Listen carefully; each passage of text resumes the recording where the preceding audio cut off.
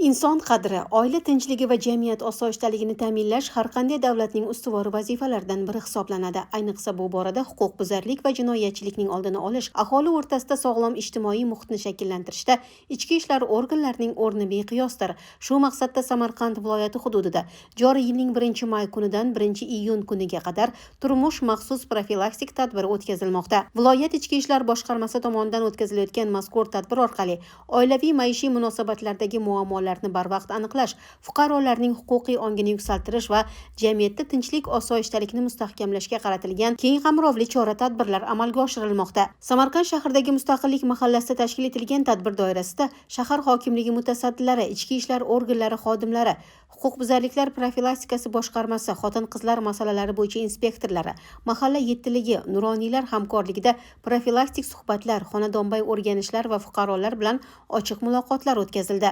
Ayniqsa ijtimoiy muhiti og'ir oilalar, nizoli xonadonlar va profilaktik hisobda turuvchi shaxslar bilan manzilli ishlar olib borilmoqda. Bu tadbirda endi ko'proq nizolashayotgan oilalar, ajrim yoqasiga kelganlar, qo'ni-qo'shni janjollar, aka-uka janjollar, sudda nizolashayotgan oilalarni oldini olish maqsadida, ularni sabablarini bilib, ularga yordam berish maqsadida profilaktik tadbirni o'tkazyapmiz. Samarqand shahar oila va xotin-qizlar bo'limi, nuroniylar vakillari, mahalla yettiligi bilan hamkorlikda profilaktik tadbirlarimizni o'tkazyapmiz. O'tgan yili ham bu tadbirimiz bo'lgan edi.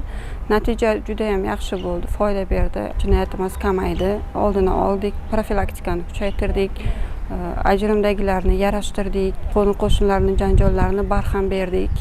Sudda nizolashayotganlarimiz keskin kamayib bordi. Yarashtirgan oilalarimizni muntazam monitoring qilyapmiz. Bizlar ularni har bir yarashtirgan oilalarimiz ro'yxatlarini shakllantirib, ro'yxat asosida hozirda ham ular bilan profilaktika o'tkazyapmiz. Yo'nalishimizda voyaga yetmaganlar bilan ham ishlaymiz. Ko'proq otasi, onasi uzoq muddatga chiqib ketgan, voyaga yetmagan farzandlari qolib ketganlar bo'yicha vasiylik, homiylik qoldirganmi, yo'qmi, kimga qoldirganligi bo'yicha bizlar bu bo'yicha o'rganib, psixologlarimiz bor, psixologlar bilan hamkorlikda o'rganib, ish olib boramiz, himoya orderib beramiz. Ko'p ayollarimizni mono markazga o'qitirib, ish bilan ham ta'minlab bergandik. Bu hamkorlikda qildik. Shuningdek, mahallabay, xonadonbay o'rganishlar asnosida xotin-qizlarga nisbatan tazyiq va zo'ravonlik holatlarining oldini olish, yoshlar o'rtasida huquqiy madaniyatni yuksaltirish hamda fuqarolarning murojaatlariga tezkor va qonuniy yechim topish choralari ko'rilmoqda. Turmush maxsus profilaktik tadbiri tinchlik va osoyishtalikni mustahkamlash, har bir oilada sog'lom ma'naviy muhitni qaror toptirish hamda jamiyatda qonun ustuvorligini ta'minlashga xizmat qiladi.